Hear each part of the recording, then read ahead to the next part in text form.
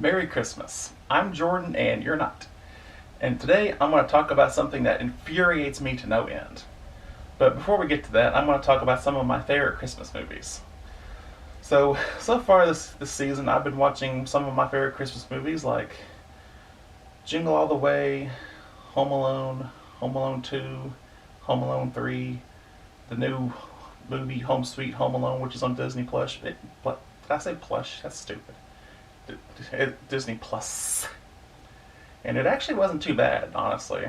It felt like more like a line in the first two movies.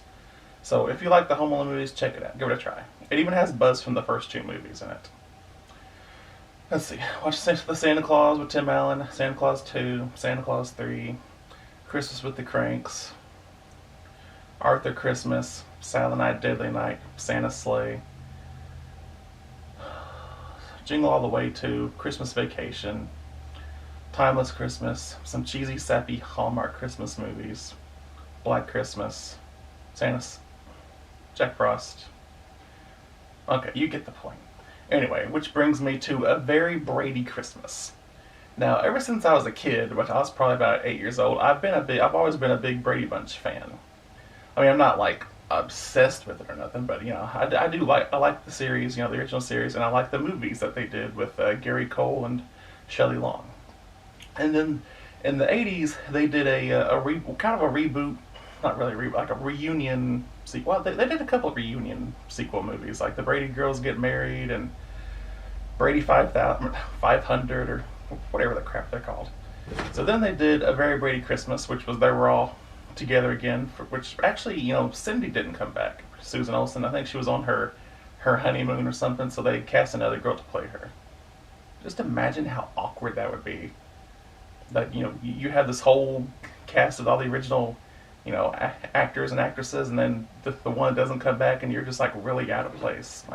You had to feel bad for that lady that played Cindy.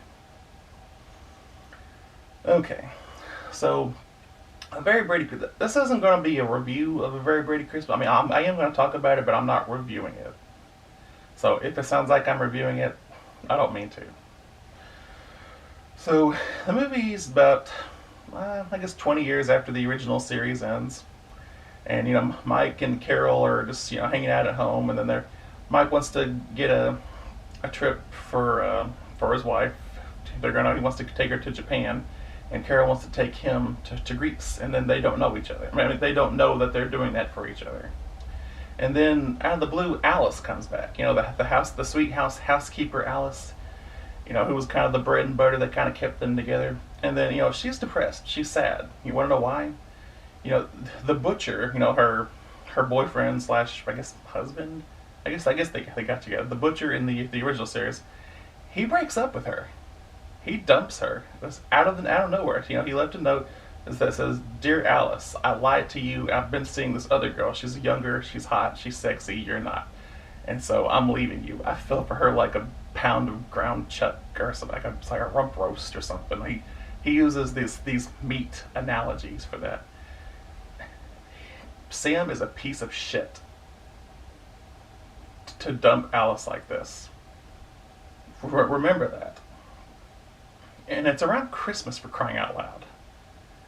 And so the whole movie, Alice is, she's depressed. She's, her husband of 20 years apparently just left her for a younger woman. And then, the movie goes on. You see, Greg, Marcia, Peter, Jan, Bobby, Cindy all coming back to the Brady house with their families. And then every once in a while, someone says Sam, and of course it triggers Alice, which I guess it's kind of funny, maybe. Like, Bobby brings up Sam, and she's, "What'd you have to say Sam for?" She runs off crying, and Bobby's like, "I blew it." But it seems like, she doesn't, I don't know if she really even tells them about it or not. And then, so, at the very end, so Mike gets caught in this building that he's an architect. He's working on this building, and the building collapses because this Ted Roberts, who's like a Scrooge or whatever, he cut corners and didn't listen to Mike, which is hopefully they'll sue Ted Roberts. And then so Mike gets caught on there on Christmas Day, and so then the whole family comes down there. They want to check on him, and and Cindy starts reminiscing about her time when she was little and she saw Santa, and she got her mom's voice back for her for Christmas, and then they start singing "Oh Come All Ye Faithful," and then I guess I read a lot of people online thought that was cheesy how they started singing that. It kind of rejuvenates Mike and he gets himself out of there, and I was okay with that. That's not what bothers me about this movie. What bothers me is that the last 2 minutes of the movie, they really tack on this ending where they're all together, they're about to have their Christmas dinner, and then out of nowhere Santa comes in, and he says he has a present for Alice. You want to know who was in the Santa suit? Sam. And he's just like, "Oh, Alice, I was a fool. Will you take me back? Do you have it in the heart? It's Christmas. Just take me back." And she does it. She takes her cheating husband back. And then everyone in the family is just like, "Oh, yay, Alice is back with her cheating husband. Yay, Merry Christmas, Sam. We love you. Merry Christmas, everybody." Then it just ends. What the hell? What kind of message is that for the children or for young girls that are watching? That it's just okay to get back with your cheating boyfriend or husband after he leaves you for another woman? Who does that?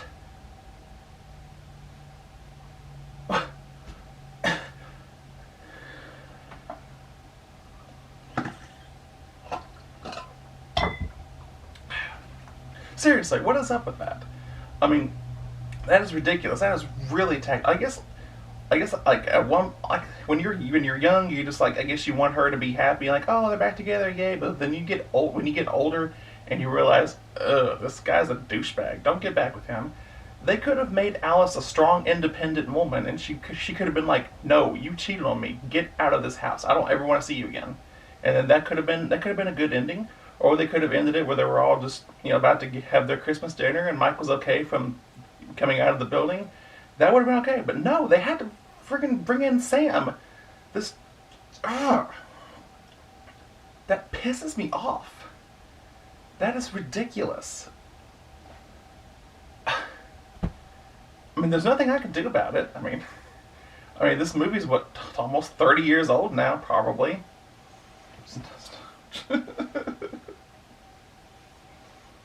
Why do you do this to me, Very Brady Christmas?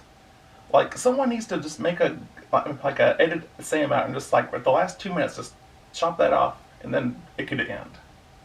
That's all it needs. Then the movie would be perfect. Alright, that's just my built-up anger and frustration for the day. So, I hope everyone has a Merry Christmas and a Happy New Year. Have a fun holiday. Hope you get a lot of gifts, and I hope you get a lot of food. I hope you have fun hanging out with your family and your friends, getting together, laughing, telling ghost stories. Who tells ghost stories at Christmas? Watching all your favorite Christmas movies that you watch every year, and watch the 24-hour Christmas Story marathon. I know I do. And if you want to send me some presents, just let me know in a private message somewhere, and give me a thumbs up, give me a like, comment down below. Tell me if you like A Very Brady Christmas. Tell me if you don't like it. Tell me if you like me or not. I mean, what's not to like, really? Okay, Merry Christmas, everybody. Take care.